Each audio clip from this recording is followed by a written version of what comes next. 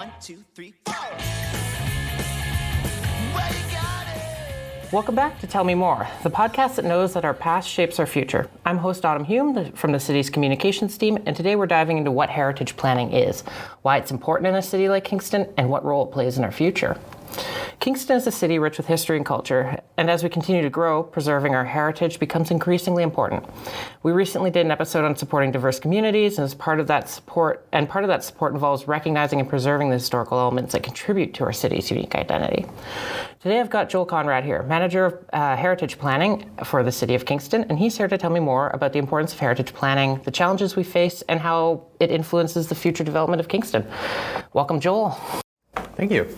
So I want to start sort of high level here. I'm assuming that some listeners might not actually know what heritage planning is and what we mean when we talk about it. So could you just give me a rundown? What is heritage planning, generally speaking? Sure. Heritage planning is the practice of identifying, protecting, and managing heritage resources. So in the city of Kingston, the heritage planning team works with many other departments, including planning, engineering, and climate leadership, as well as the public, largely through the city's Heritage Properties Committee, to ensure that heritage resources are identified, evaluated, and managed appropriately. Just a point of clarification on the heritage resources. Is that just buildings, or does that encompass more?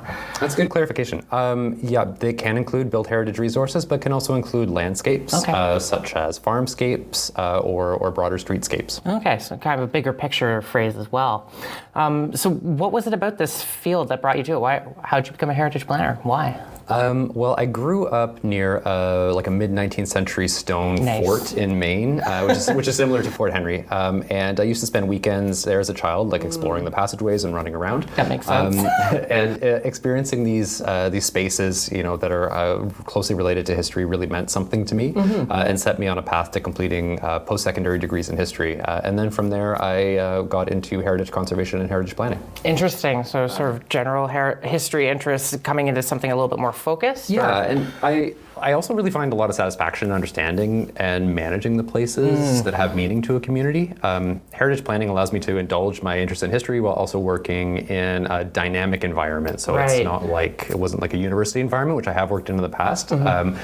Most of all, I'm able to work with communities to manage the places that define them, which I find really rewarding and a good blend of historical research and also community building. That's cool. So sort of one foot in the past and one foot in the future, fully in the present. Yeah. And oh wow, okay.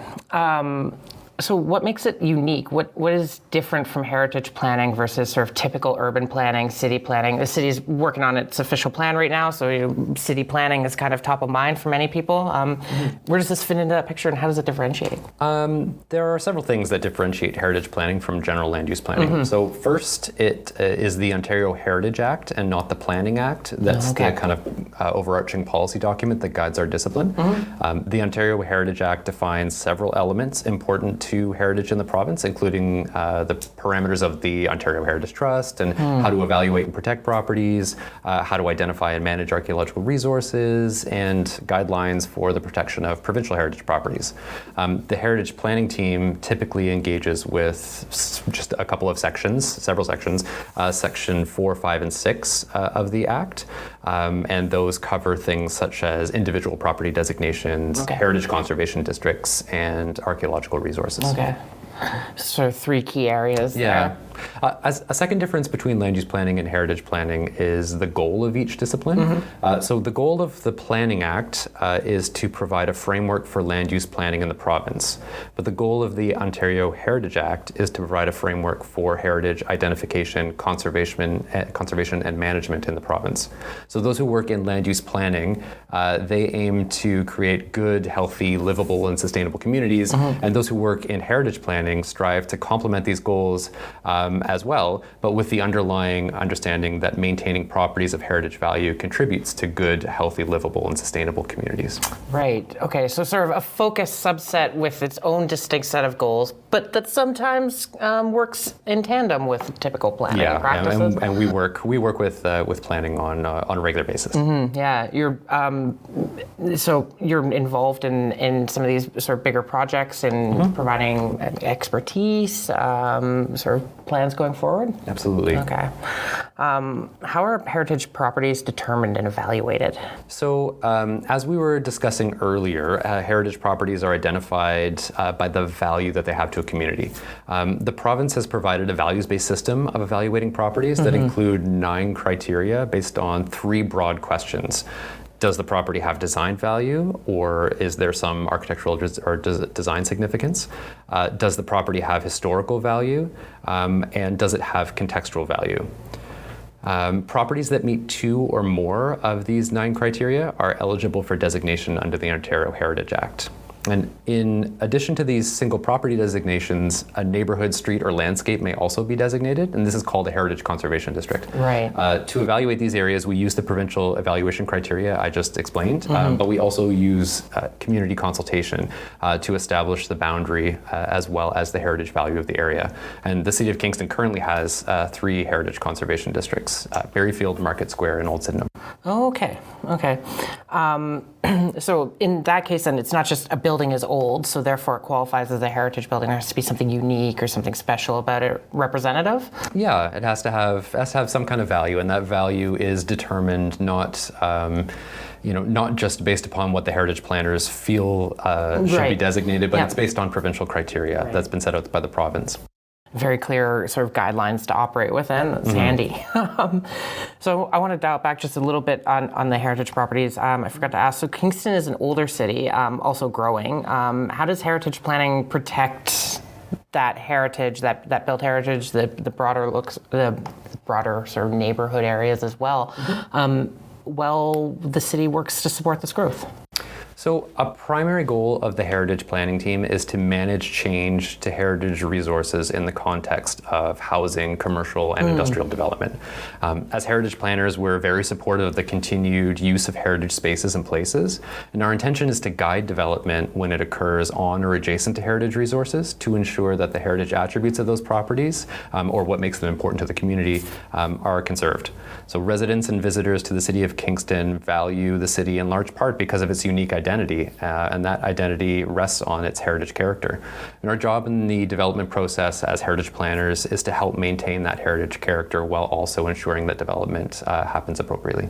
Makes sense. Kind of a tricky job trying to balance both those needs. It's a balance, yeah. Yeah, I'm sure there's lots of public interest, lots of interest from a wide collection of people. As you've mentioned, there's real appeal in a city like Kingston with its visible past. Just walking down the street, you see it everywhere. So looking forward then, what does the future hold for heritage planning in Kingston? Are there any new tools, approaches, plans, projects? I know it's a field steeped in history, but you guys are sort of moving into the future with it. So absolutely, and as I mentioned, it's dynamic and more dynamic than other careers that I've been involved in. And despite the perception that heritage is static, the policies, concepts, practice, and philosophy of heritage planning are constantly changing. So, for example, recent changes to the Ontario Heritage Act have required municipalities across the province to designate a category of property on their registers or lose all heritage protections for those properties after 2 years. And those are called listed properties. Okay. So the shift has altered the toolkit that heritage planners can use to manage heritage resources within the city. And change is also happening in our approach to identifying and evaluating heritage resources. While the concept of cultural heritage landscapes has been present in heritage planning for a long time, like at least 25 years, most municipalities still struggle with the application of the existing heritage properties in order to protect landscapes, and particularly those landscapes outside of urban areas. Right. Yeah. So changes will continue as properties age, as we understand new categories of heritage, and as we redefine what physical elements our city defines for us. Right, okay. It's very interesting. Thank you. Is there, I guess before I leave, just want to ask, is there a change in particular that you've seen in your career that has been particularly interesting for you, or that's really changed how you approach things or see the field? Yeah, one of the things that I feel very strongly about and have been really engaged in throughout my career, but definitely within the past 8 years or so, has been the recognition, evaluation, and protection of Indigenous cultural heritage landscapes in particular, but cultural heritage resources generally.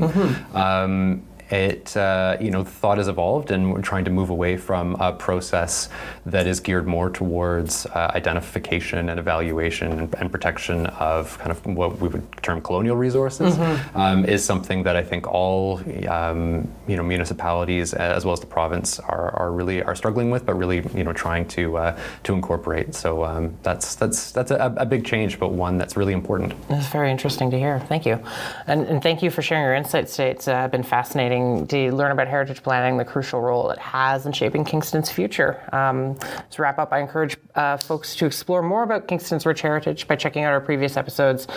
As I mentioned, we delved into the city's initiative to support diverse communities. We've also got episodes on fire safety, numerous topics. So please take a look through our back catalog. And if you've got ideas for future topics, please don't hesitate to reach out. podcast@cityofkingston.ca. Thank you for tuning in to Tell Me More, a podcast brought to you by the City of Kingston's Communications and Customer Experience team.